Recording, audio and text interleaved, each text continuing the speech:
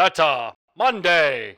What's up, ladies and gentlemen, and welcome back to another thrilling, chilling, and fulfilling episode of Off Meta Monday. I'm your host, Flaffic, as always, and today we're sticking with the Christmas spirit. Last time we were playing Red Green Luffy, sticking with those Christmas colors. Today we're playing Red Green Chopper, the little reindeer that could, and one that is everybody's favorite. Unfortunately, this leader hasn't had a lot of success in the competitive scene, but it is an off-meta favorite without a doubt, and one that I've never gotten the chance to play myself. Now, I've played against it many times, but playing it is a whole different story. How did we do on the playing end of it? Well, that remains to be seen, but before we look at those games, let's get into the deck list and see how I cooked on the little reindeer genius. So, getting into the deck list, we have our leader, who is a 5k power, 4-life leader. He says, activate main once a turn. You can put up to 1 Rested Dawn on each of up to 3 of your animal or Drum Kingdom type characters. So this is going to let us redistribute our Dawn that we use for casting things onto our smaller guys. It's only 1 Dawn, so it's nothing too crazy, but the fact that it's 3 helps us kind of go for a sort of a go-wide plan. So that's the idea. Let's get into the list. We've got 4 copies of our Searcher Nami, our traditional Straw Hat Searcher Nami. Then to complement that, we've got 3 copies of the East Blue Nami. Same idea as the other one. They're both searching Straw Hats. They both can't grab Nami herself. But they both have the exact same stat line, just one is green, so we're able to run 7 copies of that search effect, which is pretty solid. Keeping up with our lower cost characters, we've got 2 of the Santa Chopper here. He's our Christmas themed fella. He's just a solid blocker that we can drop. He is a brick, which is unfortunate, but he's a searchable blocker, and he only costs 1, so what's not to love? And he's Christmas themed, yay! Moving on, we've got 2 of the 2k Sanjis. This is just here to be a 2k, but also it lets us give one of our Straw Hat characters unblockable as long as they have a power of 6k or more. So this is just there to help us like push through the line and seal out some games. Then we've got 4 copies of the EBO1 Chopper. This is another blocker for the deck. It's searchable and castable off of this Chopper and Shut Up and Come With Us. So it's pretty easy to get this guy stuck to the board. He's got counter, and that when attacking trigger is going to come up more often than not, because we are swinging with a lot of our choppers in this deck, including this blocker chopper. So it's going to be able to shrink that board with the when attacking trigger and help us KO some smaller things, right? Next up, we've got 3 copies of this newer EBO2 chopper.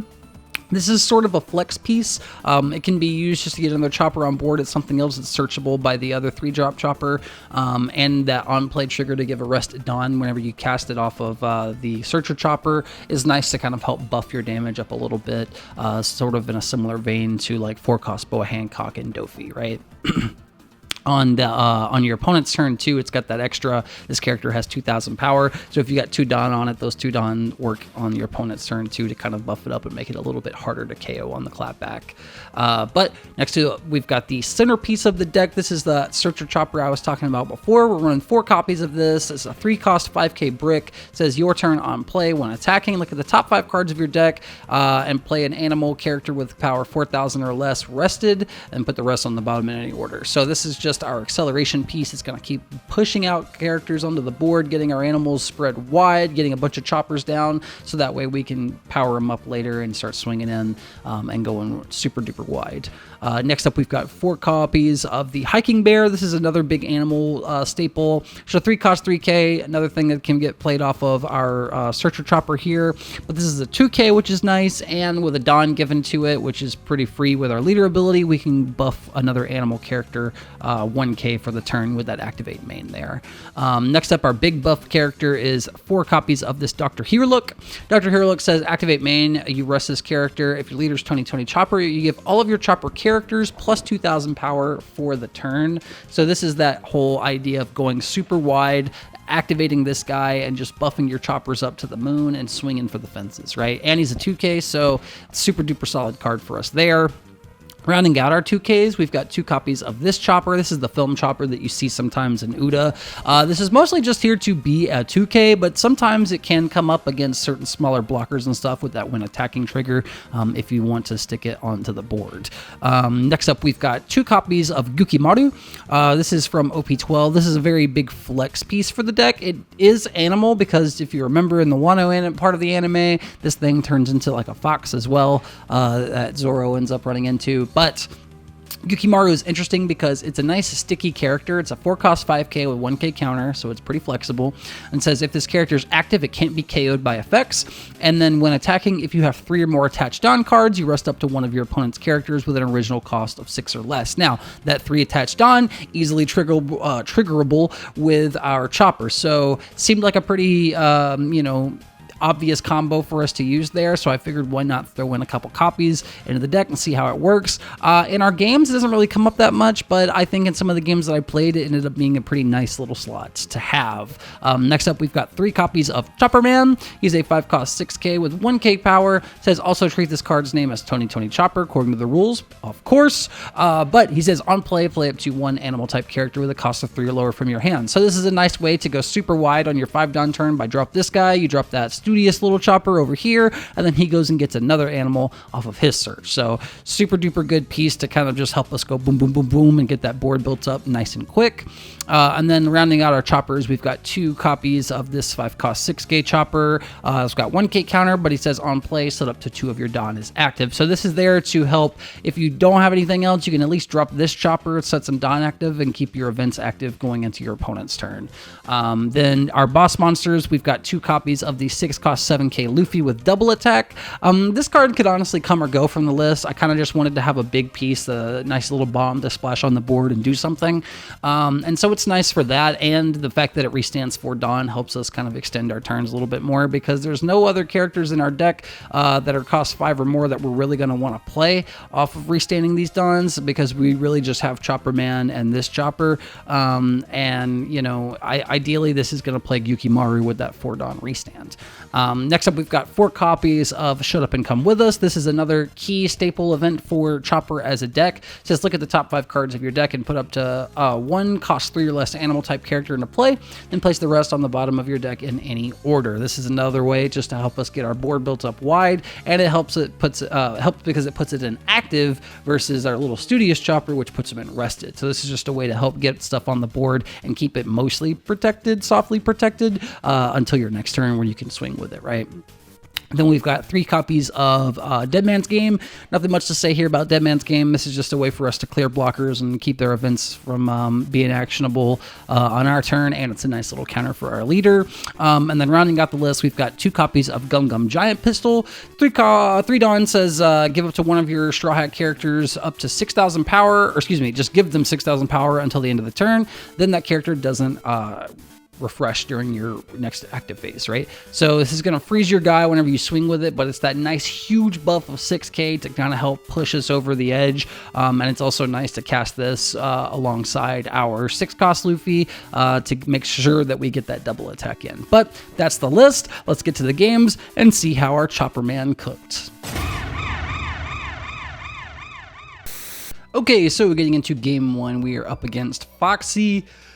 Yeah, making me sneeze, choosing to keep my hand. We're going to drop the 1-drop blocker Chopper. He's getting in for 5. I think we just counter out here. I kept the 1 up to activate Shut Up and Come, but I opted not to play it here just to see what we could get off the top, because I don't want to be too greedy. We only get 4 copies of it, and I feel like there's going to be better opportunities later. Chaining some searchers here. We've got Chopper into Chopper. Gonna get him for 5. He takes it. I've got a nice little board of Choppers and a Here Look in hand, so we can kind of go off, give it another turn or so, as long as we can protect this board. He's dropping the Bond Clay on us to ramp up a Dawn.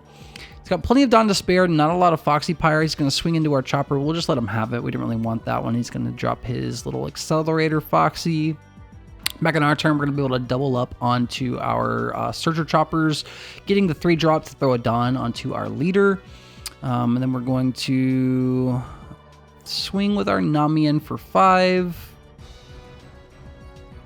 Okay, we're going to go activate our leader, give some rested Dawn, swing 6 with our Searcher Chopper to grab another blocker Chopper to replace that Nami with. Now we've got a full board of Choppers. We're going to get him for 6 with our leader. He takes it down to 2. He's been very greedy with taking life here, so we're pretty well positioned here, I think.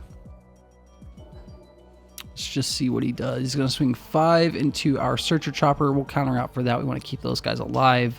He's going to drop a 9 Mom and throw one of our smaller Choppers into the life. So Don't have our doubled up Searcher Chopper, but that's okay. We kind of wanted to have a free space on board anyway, so we can go ahead and drop this Dr. Herelook on our turn and just pop it right off the bat.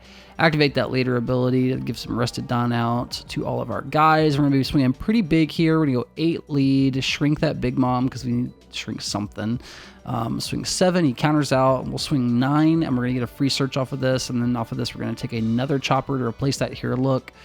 And then we've got a Dawn Despair to swing 7 at them. We could have left up 1 for the Shut Up and Come, but either way, we have a tap down board regardless, so we'll just go ahead and keep it. Swing 7, which we got in for. He's going to swing 9 over our Searcher Chopper. I think we just let him have this, because we have plenty to spare, especially if we hit a Herelook off the draw or something like that. But I think pretty hard on this one. Yeah, we just let him have it. Keeping our blocker Chopper up. He drops a Porsche.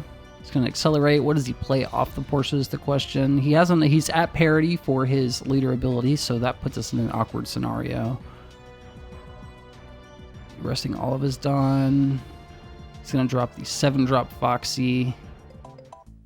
Shrinking our board. It's going to get in over our blocker Chopper. We'll counter out for 6. He doesn't swing the Bon Clay, which is interesting. Now we still have our board to play with here, and we hit our event. So with that event, we'll be able to go +6 on something, and there's just so much damage coming in that he's not going to be able to put up with it, and that is the dub. Lots of Choppers, lots of aggro, and not enough counter for him to survive it. So that was game 1. Let's get into game 2 and see how we fared.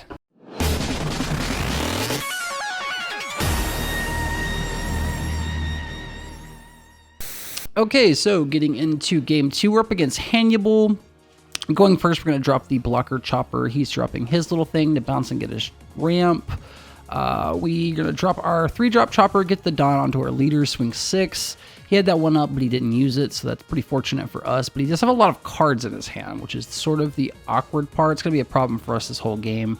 He's swinging in 5. We'll take it. Nothing to pop the trigger against. There's nothing on his board to rest, so we'll just throw that event into our hand. He's going to drop the Mina Koala. We have enough Dawn to go ahead and drop the blocker Chopper and get in for 6, leaving up a Dawn for Shut Up and Come on our turn whenever he decides to swing at us.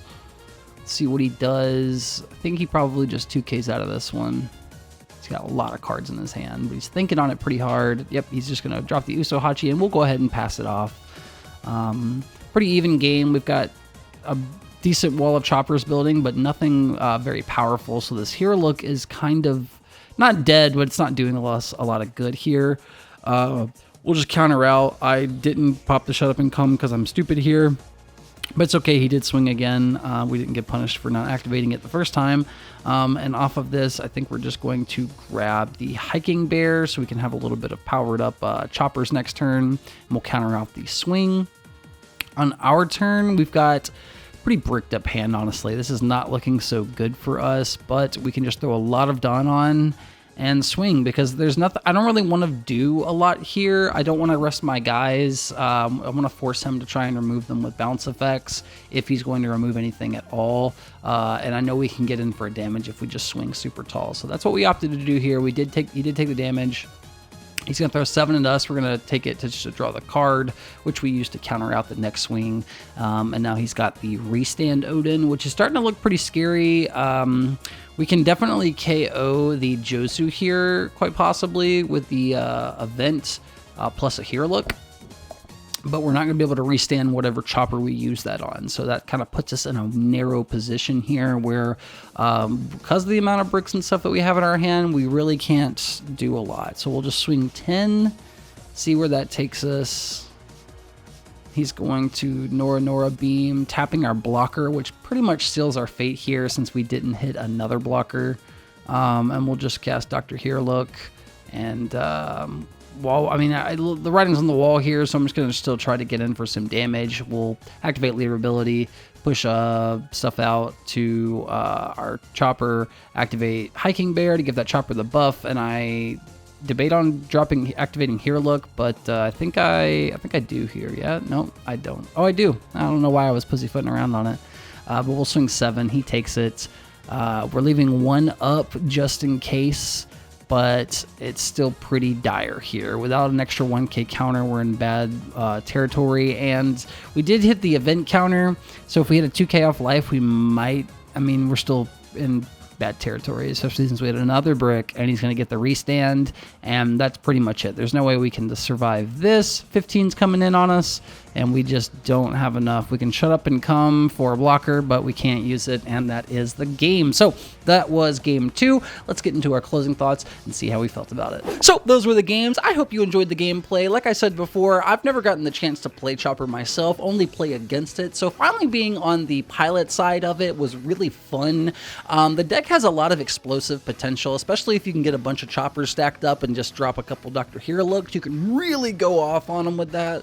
But unfortunately, like I said, this deck kind of not really ever going to be good in the competitive scene just because it dies super duper hard to any kind of removal, which tends to be the case for most off-meta decks, but I digress. You know, today's off-meta Monday. Let's not get into the negatives about the high-tier fellas with the Emus and the Aces and the Zoros and all that bullshit. We're talking about off-meta legends, and Chopper for sure is one. I think if you're playing this guy in an off-meta tournament, you would not be disappointed. But as far as playing him in the broader scheme of things, you might have a little bit more trouble. But that's all for me today. As always, if you enjoyed the video, I'd appreciate it if you drop us a like and subscribe. We'll catch you next week with another Christmas-themed gentleman. The mystery is in your hearts, wink, wink. But that's all for me, like I said. Thanks for watching. Be sure to like and subscribe, and we'll catch you next time on Flafix Fleet TCG.